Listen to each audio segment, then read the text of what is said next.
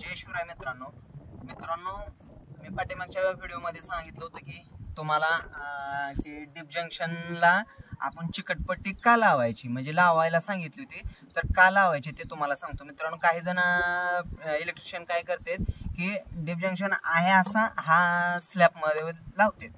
त्यामुळे काय होतं मित्रांनो, जर समजा एखादा गाडा वगैरे तिथून जातो किंवा सेंटरिंगवाला कवरिंग लावण्यासाठी उचलतो ज्यावेळेस, त्यावेळेस या ठिकाणी पाय वगैरे पडला तर हे पूर्णपणे असं ओपन होतं आणि याच्यामध्ये माल जातो तुमचा. त्यामुळे तुम्ही मित्रांनो काय करा, त्याला साधे सिंपल आहे, आपली जी रेग्युलर वाली चिकटपट्टी असते ती जर चिकटपट्टी व्यवस्थितरित्या बघा मित्रांनो, ही चिकटपट्टी जर व्यवस्थितरित्या जर तुम्ही याला मारली अशी, हे जे होल आहेत ह्यातून सुद्धा पाणी जाण्याचे चान्सेस असतात, तर ह्या होलवर आपल्याला पूर्णपणे असे चिकटपट्टी मारायची, एवढीच मारायची मित्रांनो.